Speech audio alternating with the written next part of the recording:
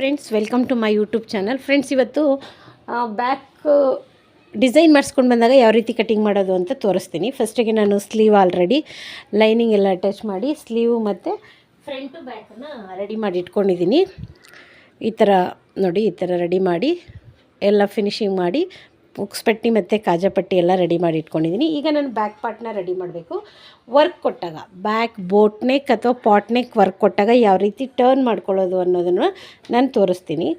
ಇದನ್ನು ಕಟ್ಟಿಂಗ್ ಮಾಡುವಾಗ ನಾನು ಸೆಂಟರ್ ಪಾಯಿಂಟ್ ಮಾಡಿಕೊಂಡು ಈ ಥರ ಗುಂಡ್ ಪಿನ್ಸ್ನ ಹಾಕ್ಕೊಂಡಿದ್ದೀನಿ. ಯಾಕಂತ ಹೇಳಿದ್ರೆ ನಮಗೆ ಸೆಂಟ್ರ್ ಬರಬೇಕು ಮತ್ತು ನೀಟಾಗಿ ಕುತ್ಕೋಬೇಕು ಅಥವಾ ಹೆಚ್ಚು ಕಮ್ಮಿ ಆಗಬಾರ್ದು ಅನ್ನೋದಕ್ಕೆ ಈ ಗುಂಡ್ ಪಿನ್ ಹಾಕ್ಕೊಂಡಿದ್ದೀನಿ. ಈ ಗುಂಡ್ ಪಿನ್ ಹಾಕ್ಕೊಂಡಾದಮೇಲೆ ನಾನೇನು ಮಾಡ್ತೀನಿ ಅಂದರೆ ಸೆಂಟ್ರಿಗೆ ಇಲ್ಲಿ ಒಂದು ಈ ರೀತಿಯಾಗಿ ನ್ಯಾಚ್ ಹಾಕ್ಕೊಳ್ತೀನಿ. ನೋಡಿ, ಈ ರೀತಿ ನ್ಯಾಚ್ ಹಾಕ್ಕೊಂಡು ಇಲ್ಲಿ ಒಂದು ವೈಟಲ್ಲಿ ಮಾರ್ಕಿಂಗ್ನ ಮಾಡ್ಕೋತೀನಿ. ಯಾಕಂದರೆ ಲೈನಿಂಗ್ನ ಟರ್ನ್ ಮಾಡುವಾಗ ನಮಗೆ ಪರ್ಫೆಕ್ಟಾಗಿ ಪಾಯಿಂಟ್ ಗೊತ್ತಾಗಲಿ ಅಂತ. ಈ ರೀತಿಯಾಗಿ ಐರನ್ ಮಾಡಿಕೊಂಡ್ರು ನಿಮಗೆ ಓಕೆ. ಯಾವುದು ಈಸಿ ಆಗುತ್ತೆ ಅದನ್ನು ನೀವು ಫಾಲೋ ಮಾಡಿ, ಆಯಿತಾ. ಈ ರೀತಿ ಫಾಲೋ ಮಾಡಾದಮೇಲೆ ಈ ಗುಂಡ್ ಪಿನ್ಗಳನ್ನ ನಾವು ತೆಗೆದ್ಬಿಡಬೇಕು. ನಿಧಾನಕ್ಕೆ ತೆಗೀರಿ, ಡ್ಯಾಮೇಜ್ ಆಗುತ್ತೆ, ಅದಕ್ಕೆ ನಿಧಾನವಾಗಿ ತೆಗೆದ್ಬಿಡಿ. ಇದಾದಮೇಲೆ ನೆಕ್ಸ್ಟು ಈ ರೀತಿ ಓಪನ್ ಮಾಡ್ಕೋಬೇಕು. ಈ ರೀತಿ ಓಪನ್ ಮಾಡಿಕೊಂಡು ನಾವೇನು ಟ್ರೇಸ್ ಮಾಡ್ಕೊಳ್ಬೇಕು, ಸೆಂಟ್ರ್ ಪಾಯಿಂಟ್ ಮಾಡ್ಕೋಬೇಕು ಅಂತ ನಾವು ನೋಡ್ಕೋಬೇಕು.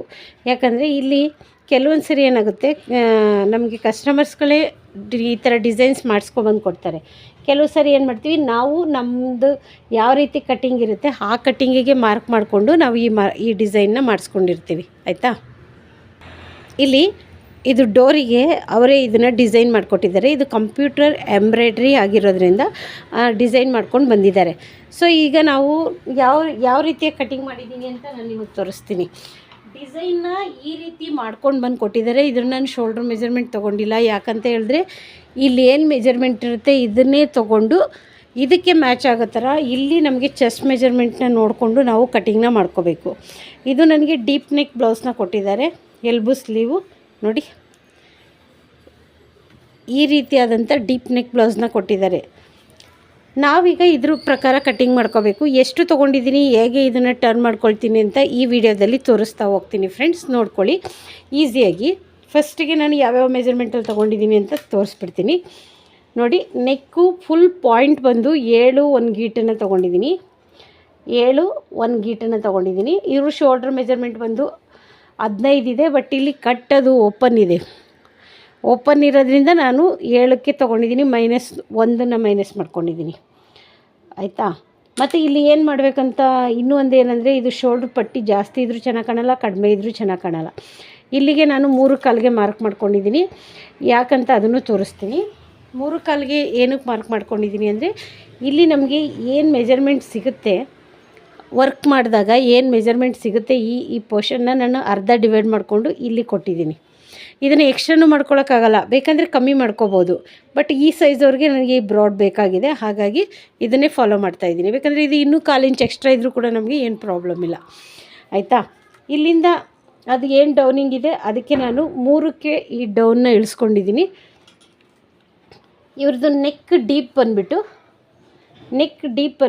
ನೋಡಿ 11 ಇಂಚಿದೆ. ನೆಕ್ ಡೀಪ್ ಬಂದು 11 ಇಂಚಿದೆ.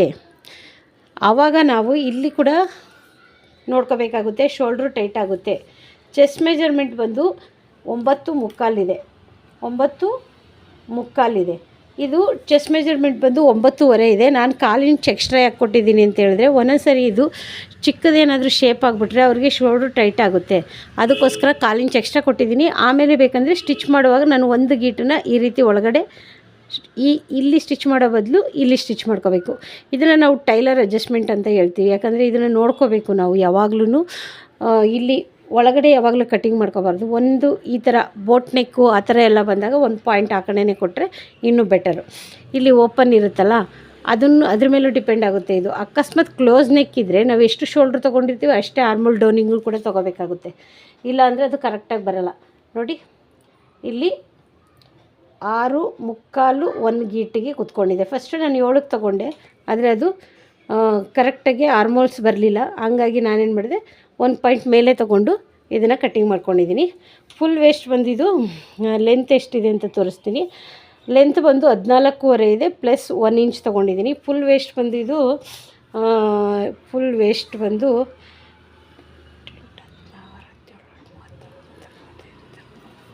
ತೋರಿಸ್ತೀನಿ. ಫುಲ್ ವೇಸ್ಟನ್ನ ಈ ರೀತಿಯಾಗಿ ತೊಗೊಂಡು ನಾನು ಡಿವೈಡ್ನ ಮಾಡ್ಕೊಂಡಿದ್ದೀನಿ. ಇವಾಗ ಬ್ಯಾಕ್ ಟರ್ನ್ ಮಾಡೋದನ್ನು ತೋರಿಸ್ತೀನಿ. ಲೆಂತ್ ಆಗುತ್ತೆ, ಪೂರ್ತಿ ಡೀಟೇಲ್ ಹೇಳ್ತಾ ಹೋದರೆ ತುಂಬ ಲೆಂತ್ ಆಗುತ್ತೆ. 34 ಇದೆ. ಇನ್ನೊಂದು ಈ ಬ್ಯಾಕ್ ಟರ್ನ್ ಮಾಡುವಾಗ ಇನ್ನೊಂದು ವಿಷಯ ಇಲ್ಲಿ ಚೆನ್ನಾಗಿ ನಾವು ಅರ್ಥ ಮಾಡ್ಕೋಬೇಕಾಗುತ್ತೆ. ನೋಡಿ, ಇದು ಬ್ಯಾಕಲ್ಲಿ ಆಲ್ರೆಡಿ ಪ್ಯೂಸಿಂಗ್ ಇರುತ್ತೆ, ಹಾಗಾಗಿ ನೀವು ಎಕ್ಸ್ಟ್ರಾ ಉಲ್ಟಾ ಮಾಡಿ ಕೂಡ ನೀವು ಟರ್ನ್ ಮಾಡ್ಬೋದು, ಅಥವಾ ಹೀಗೆ ಬೇಕಾದ್ರೂ ಟರ್ನ್ ಮಾಡ್ಬೋದು. ಓಕೆನಾ? ಇದನ್ನು ಹೇಗೆ ಟರ್ನ್ ಮಾಡೋದು ಅಂತ ತೋರಿಸ್ತೀನಿ ಫ್ರೆಂಡ್ಸ್. ಈ ರೀತಿ ಓಪನ್ ಮಾಡ್ಕೊಂಬಿಟ್ಟು ಈ ಥರ ಬಾಕ್ಸ್ ಪೀಸಲ್ಲಿ ಒಂದು ಪೀಸ್ನ ತೊಗೊಂಡು ಕರೆಕ್ಟಾಗಿ ನಾನು ಈ ರೀತಿಯಾಗಿ ಒಂದು ಸ್ಟಿಚ್ನ ಮಾಡ್ಕೊಳ್ತೀನಿ. ಯಾಕಂದರೆ ಇದಕ್ಕೆ ಫ್ಯೂಸಿಂಗ್ ಆಲ್ರೆಡಿ ಇರೋದ್ರಿಂದ ನಾನೇನು ಮಾಡ್ತಿದ್ದೀನಿ ಅಂತ ಹೇಳಿದ್ರೆ, ಇದನ್ನು ಸೆಂಟ್ರ್ ಪಾಯಿಂಟ್ ಮಾಡಿಕೊಂಡು ಫಸ್ಟಿಗೆ ಒಂದು ಪೀಸ್ನ ಅಟ್ಯಾಚ್ ಮಾಡ್ಕೊಳ್ತೀನಿ. ಆವಾಗ ನೆಕ್ ಅನ್ನೋದು ತುಂಬ ಚೆನ್ನಾಗಿ ಬರುತ್ತೆ. ಮತ್ತು ನೀವು ಕ್ರಾಸರ್ ಕೂಡ ನೀವು ಅಟ್ಯಾಚ್ ಮಾಡ್ಕೊಬೋದು, ಆವಾಗ ಇನ್ನೂ ಕೂಡ ಫಿನಿಶಿಂಗ್ ಅನ್ನೋದು ಚೆನ್ನಾಗಿ ಬರುತ್ತೆ. ಅಥವಾ ಇಲ್ಲ ಅಂದರೆ ನೀವು ನೆಕ್ ಫ್ಯೂಸಿಂಗ್ನ ಐರನ್ ಮಾಡ್ಕೊಂಡು ಕೂಡ ಮಾಡ್ಕೋಬೋದು. ಬರೋ ವಿಡಿಯೋಗಳಲ್ಲಿ ನಾನು ಸ್ಟೆಪ್ ಬೈ ಸ್ಟೆಪ್ ತೋರಿಸ್ತಾ ಹೋಗ್ತೀನಿ. ಇದು ಬಟ್ಟೆ ತುಂಬ ಚಿಕ್ಕಾಗಿದೆ, ಹಾಗಾಗಿ ನಾನು ಈ ರೀತಿಯಾಗಿ ಅಟ್ಯಾಚ್ ಮಾಡ್ತೀನಿ. ತುಂಬ ಚೆನ್ನಾಗಿ ಬರುತ್ತೆ. ಫ್ಯೂಸಿಂಗು ಜಾಸ್ತಿ ಆದಷ್ಟು ನೆಕ್ ಏನಾಗುತ್ತೆ ಅಂದರೆ ಹಾರ್ಡ್ ಆಗೋ ಥರ ಆಗಿಬಿಡುತ್ತೆ. ಅದಕ್ಕೋಸ್ಕರ ನಾನು ಇದಕ್ಕೆ ಈ ರೀತಿಯಾಗಿ ಫೋಲ್ಡಿಂಗ್ ಮಾಡಿ ಮಾಡ್ತೀನಿ, ತೋರಿಸ್ತೀನಿ. ಬರೋ ವಿಡಿಯೋ ಪಾಟ್ ನೆಕ್ಕಲ್ಲಿ ನಾನು ಯಾವ್ಯಾವ ರೀತಿ ಟರ್ನ್ ಮಾಡ್ತೀನಿ, ಯಾವ ರೀತಿ ಶೇಪ್ ಕೊಡ್ತೀನಿ ಎಲ್ಲವನ್ನು ಮುಂದೆ ಬರೋ ವಿಡಿಯೋಗಳಲ್ಲಿ ತೋರಿಸ್ತಾ ಹೋಗ್ತೀನಿ ಫ್ರೆಂಡ್ಸ್. ಕೆಲವರಿಗೆ ಇದು ಯೂಸ್ ಆಗ್ಬೋದು. ಹೊಸ ಮೆಥಡ್ಗಳು ಇರ್ತವೆ. ಕೆಲವರಿಗೆ ತುಂಬ ಮನೆಯಲ್ಲೇ ಸ್ಟಿಚ್ ಮಾಡೋವಂಥವ್ರು ಈ ಟೆಕ್ನಿಕ್ನ ಯೂಸ್ ಮಾಡಿ ಸ್ವಲ್ಪ ಸ್ಟಿಫ್ನೆಸ್ ಬೇಕಂದರೆ, ಫ್ಯೂಸಿಂಗ್ ಏನಾದರೂ ಖಾಲಿ ಆಗಿದ್ದರೆ ಈ ಮೆಥಡ್ನ ಯೂಸ್ ಮಾಡ್ಬೋದು. ನೋಡಿ, ಈ ರೀತಿಯಾಗಿ ಬರುತ್ತೆ. ಇಲ್ಲಿ ನಮ್ಗೆ ಏನು ಗೊತ್ತಾ, ಸೆಂಟ್ರ್ ಪಾಯಿಂಟ್. ಈ ಸೆಂಟ್ರ್ ಪಾಯಿಂಟ್ ಏನಿರುತ್ತೆ ಇಂಪಾರ್ಟೆಂಟ್ ಆಗಿರುತ್ತೆ.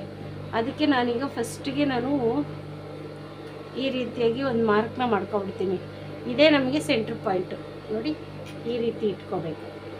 ಇಲ್ಲೂ ಕೂಡ ನಮಗೆ ಸೆಂಟ್ರ್ ಪಾಯಿಂಟು ಟರ್ನ್ ಮಾಡುವಾಗ ತುಂಬ ಇಂಪಾರ್ಟೆಂಟ್ ಆಗುತ್ತೆ. ಯಾವ ಪ್ಲೇಸ್ ಅಂತ ಸ್ವಲ್ಪ ಮಾರ್ಕಿಂಗಲ್ಲಿ ನೆನಪಿಟ್ಕೊಳ್ಳಿ. ಓಕೆ, ನೋಡಿ, ಫಸ್ಟಿಗೆ ನಾನು ಡೋರಿನ ರೆಡಿ ಮಾಡಿ ಇಟ್ಕೊಂಡ್ಬಿಟ್ಟಿದ್ದೀನಿ. ಈಗ ನೋಡ್ಕೊಳ್ಳೋಣ ಯಾವ ರೀತಿ ಅಟ್ಯಾಚ್ ಮಾಡೋದು ಅಂತ. ಈ ರೀತಿ ಇಟ್ಕೋಬೇಕು. ಇದು ಪೀಸು. ಈಗ ನಾವು ಇದನ್ನು ಅಟ್ಯಾಚ್ ಮಾಡಿ ಉಲ್ಟಾ ಮಾಡ್ಕೋಬೇಕು. ಫಸ್ಟಿಗೆ ನಾನು ಬೇಕಂದರೆ ಇಲ್ಲಿ ಒಂದು ಸ್ಟಿಚ್ನ ಹಾಕ್ಕೊಳ್ಳೋಣ, ಇಲ್ಲಾಂದರೆ ಗುಂಪಿನನ್ನು ಯೂಸ್ ಮಾಡ್ಕೋಬೋದು. 2 ಥರ ಆಪ್ಷನ್ ಇರುತ್ತೆ. ನಾನೇನು ಮಾಡ್ತೀನಿ, ಫಸ್ಟಿಗೆ ಇಲ್ಲಿ ಸ್ಟ್ರೇಟಾಗಿ ಒಂದು ಸ್ಟಿಚ್ನ ಹಾಕ್ಕೊಳ್ತೀನಿ. ಏನಂದರೆ ಪಾಯಿಂಟ್ನ ಮಾಡ್ಕೊಳ್ತೀನಿ. ಇಲ್ಲಿ ಇನ್ಸೈಡಲ್ಲಿ ಮಾರ್ಕಿಂಗ್ ಮಾಡ್ಕೊಂಡಿದ್ದೀನಿ.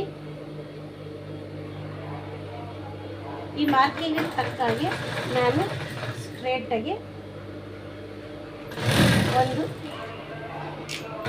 ಸ್ಟಿಚ್, ಸ್ವಲ್ಪ ದೊಡ್ಡ ಸ್ಟಿಚ್ ಇಟ್ಕೊಳ್ಳಿ.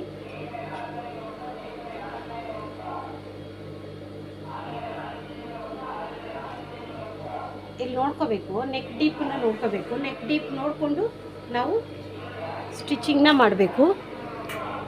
ನೆಕ್ಸ್ಟ್ ಸ್ಟೆಪ್ ಬಂದು ಇಲ್ಲಿ ನಾವು ಒಂದು ಸ್ಟಿಚ್ನ ಹಾಕ್ಕೊಂಡಾದ್ಮೇಲೆ ಇಲ್ಲಿ ಗುಂಪಿನನ್ನು ಹಾಕ್ಕೊಂಡಿದ್ದೀನಿ. ಈಗ ನಾನು ಈ ರೀತಿಯಾಗಿ ಸ್ಟಿಚ್ ಹಾಕ್ಕೊಳ್ತೀನಿ. ನೋಡಿ, ಈ ರೀತಿಯಾಗಿ ಇದು ಉಲ್ಟಾ ಹೋಗೋ ಥರ. ಇವಾಗ ಇಲ್ಲಿ ನಾನು ಹಾಫ್ ಟೆನ್ಷನ್ನ ಯೂಸ್ ಮಾಡ್ತೀನಿ.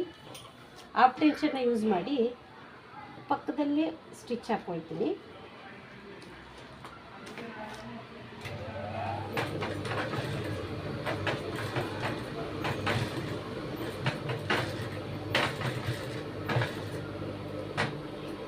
ಇಲ್ಲಿ ಒಂದು ಕೆಲಸ ಏನಂತಂದರೆ, ಡೋರಿ ಹಾಕುವಾಗ ಉಲ್ಟಾದಲ್ಲೇ ಟರ್ನ್ ಮಾಡ್ಕೋಬೋದು. ಬಟ್ ಇದೇನಾಗಿದೆ ಅಂದರೆ, ಇದು ಪಾಯಿಂಟು ಸ್ವಲ್ಪ ವರ್ಕಲ್ಲಿರೋದ್ರಿಂದ ನಾನು ಡೋರಿನ ಆಮೇಲೆ ಹಾಕ್ಕೊಳ್ತೀನಿ. ಅಥವಾ ಫಸ್ಟೇ ಹಾಕ್ಕೊಂಡ್ರೂ ಚೆನ್ನಾಗಿರುತ್ತೆ.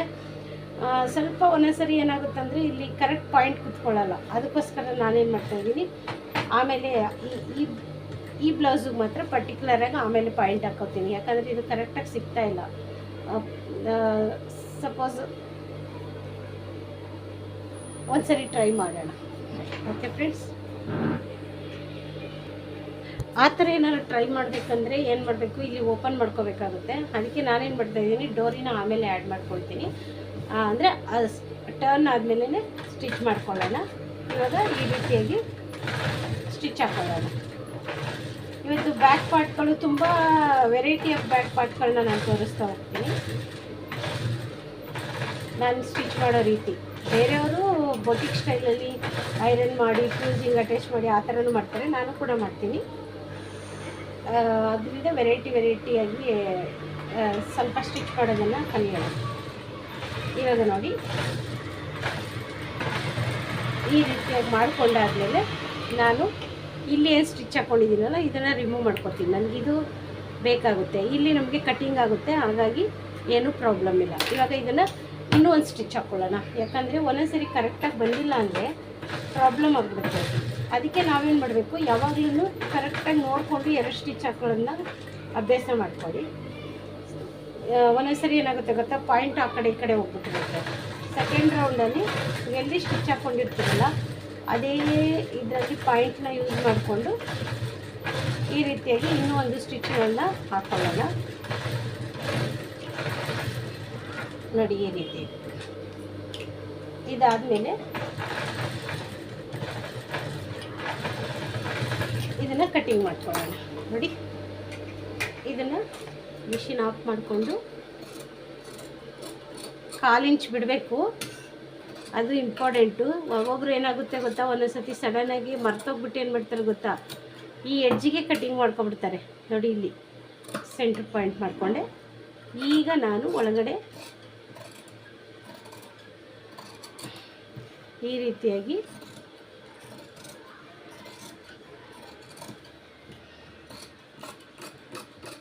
ಇದು ನಮಗೆ ಆಮೇಲೆ ಡೋರಿಗೆ. ಓಕೆ, ಇವಾಗ ಇದಿಷ್ಟ ಆಯ್ತಲ್ಲ, ಇವಾಗ ನ್ಯಾಚ್ ಹಾಕ್ಕೊಳ್ಳೋಣ. ಈ ರೀತಿಯಾಗಿ ಕಟ್ ಮಾಡ್ಕೋಬೇಕು. ಪ್ರತಿ ಬ್ಲೌಸಲ್ಲೂ ಶೇಪ್ ಇದ್ದರೆ ಕಟ್ ಮಾಡಲೇಬೇಕು, ಇಲ್ಲಾಂದರೆ ನಿಮಗೆ ಶೇಪ್ ಅನ್ನೋದು ನೀಟಾಗಿ ಕುತ್ಕೊಳ್ಳಲ್ಲ. ನೋಡಿ ಈ ರೀತಿಯಾಗಿ. ಇವಾಗ ಬೇಕಾದರೆ ನೀವು ಇದರಲ್ಲಿ ಸ್ಟಿಚ್ ಓಪನ್ ಮಾಡಿಬಿಟ್ಟು ನಾವು ಡೋರಿನ ಹಾಕ್ಕೋಬೋದು. ಒಂದು ಸರಿ ಇಲ್ಲಿ ನೋಡಿ ಈ ಪಾಯಿಂಟ್ ಇರುತ್ತಲ್ಲ, ಈ ಪಾಯಿಂಟನ್ನು ತೋರಿಸ್ತೀನಿ ಯಾವ ರೀತಿಯಾಗಿ ಹಾಕ್ಕೋಬೋದು ಅಂತ ಹೇಳ್ಬಿಟ್ಟು. ನಾವಿಲ್ಲೇನು ಸ್ಟಿಚ್ ಮಾಡಿದ್ದೀವಿ ನೋಡಿ, ಈ ಸ್ಟಿಚ್ ಮಾಡಿರೋದನ್ನ ಈಗ ಓಪನ್ ಮಾಡ್ಕೋಬೇಕು. ಬರೀ ಈ ಪಾಯಿಂಟಲ್ಲಿ ಮಾತ್ರ ಓಪನ್ ಮಾಡ್ಕೊಳ್ಳಿ, ಆಯಿತಾ? ನೋಡಿ ಈ ರೀತಿಯಾಗಿ ನಮಗೆ ಎಷ್ಟು ಬೇಕಾಗುತ್ತೆ ಅಷ್ಟನ್ನು ನಿಧಾನವಾಗಿ ಓಪನ್ ಮಾಡ್ಕೊಳ್ಳಿ. ಈ ರೀತಿಯಾಗಿ ಓಪನ್ ಮಾಡಿಕೊಂಡು ಈ ಡೋರಿ ಏನಿರುತ್ತಲ್ಲ, ಈ ಡೋರಿಯನ್ನು ಇದ್ರೊಳಗಡೆ ಹಾಕಿ. ಇದ್ರೊಳಗಡೆ ಹಾಕಿ ಫಸ್ಟೇ ಅಟ್ಯಾಚ್ ಮಾಡ್ತೀವಿ ಅಂದರೆ ಈ ಡೋರಿನ ಆಗಲ್ಲ, ಓಪನ್ ಮಾಡಿಕೊಂಡೇ ನಾವು ಅಟ್ಯಾಚ್ ಮಾಡ್ಕೋಬೇಕಾಗತ್ತೆ. ನೋಡಿ ಈ ರೀತಿಯಾಗಿ. ಆವಾಗ ನಮ್ಗೆ ಈ ಶೇಪ್ ಟರ್ನ್ ಮಾಡೋಕ್ಕೂ ಈಸಿ ಆಗುತ್ತೆ, ಈ ಥರ ಡೋರಿನ ಇನ್ಔಟ್ ಮಾಡ್ಕೊಳ್ಳೋದ್ರಿಂದ. ನೋಡಿ ಇಲ್ಲಿ ಸ್ಟಿಚಿಂಗ್ ಇರುತ್ತಲ್ಲ, ಅದನ್ನು ಉಲ್ಟಾ ಮಾಡಿಕೊಂಡು ಈ ಥರ ಉಲ್ಟಾ ಮಾಡಿಕೊಂಡು ಸೀದಾದಲ್ಲಿ ಇಟ್ಕೋಬೇಕು, ಯಾವ ಪಾಯಿಂಟಿಗೆ ಬರುತ್ತೆ ಅಂತ, ಆಯಿತಾ? ಇದಾದಮೇಲೆ ನೋಡ್ಕೊಳ್ಳಿ, ಕರೆಕ್ಟಾಗಿ ಈ ಪಾಯಿಂಟ್ಗೆ ನೀವು ಇಟ್ಕೊಂಡಿರಬೇಕು. ಫಸ್ಟು ಒಂದು ಸ್ಟಿಚ್ ಬೇಕಾದರೂ ಹಾಕ್ಕೊಳ್ಳಿ.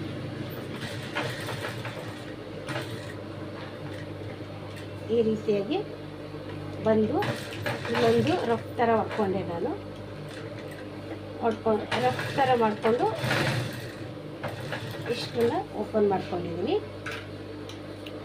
ಇದಾದಮೇಲೆ ನೋಡಿ ಇಲ್ಲೊಂದು ಸ್ವಲ್ಪ ಕಟ್ ಮಾಡ್ಕೊಳ್ಳಿ, ಡೋರಿ ಇರುತ್ತಲ್ಲ.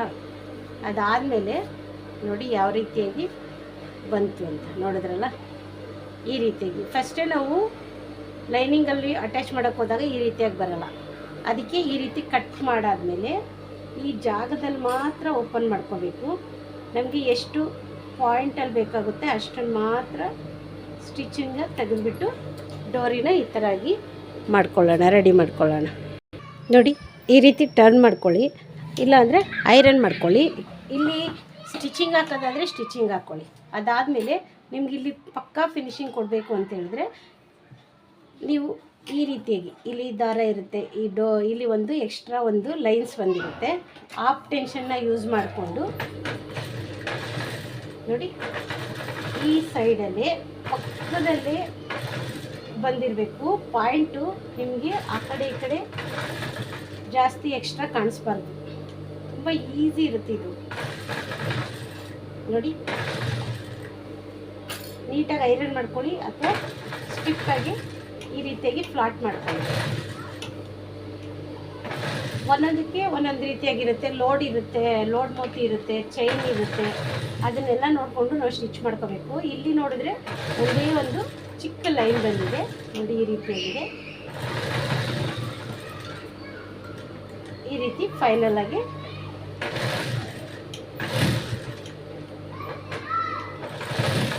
ಈ ರೀತಿಯಾಗಿ ಸ್ಟಿಚ್ ಹಾಕೋಬೇಕು. ಆವಾಗ ಇದು ತುಂಬ ಫಿನಿಶಿಂಗ್ ಅನ್ನೋದು ಪರ್ಫೆಕ್ಟಾಗಿ ಬರುತ್ತೆ. ನೋಡಿ ಫ್ರೆಂಡ್ಸ್, ಎಷ್ಟು ಈಸಿಯಾಗಿ ಟರ್ನ್ ಆಗಿ ಬಂದಿದೆ ಅಂತ. ಈ ವಿಡಿಯೋ ನಿಮಗೆ ಇಷ್ಟ ಆಗಿದೆ ಅಂದ್ಕೋತೀನಿ. ಲೈಕ್ ಮಾಡಿ, ಶೇರ್ ಮಾಡಿ ಮತ್ತು ಸಬ್ಸ್ಕ್ರೈಬ್ ಮಾಡಿ. Thank you.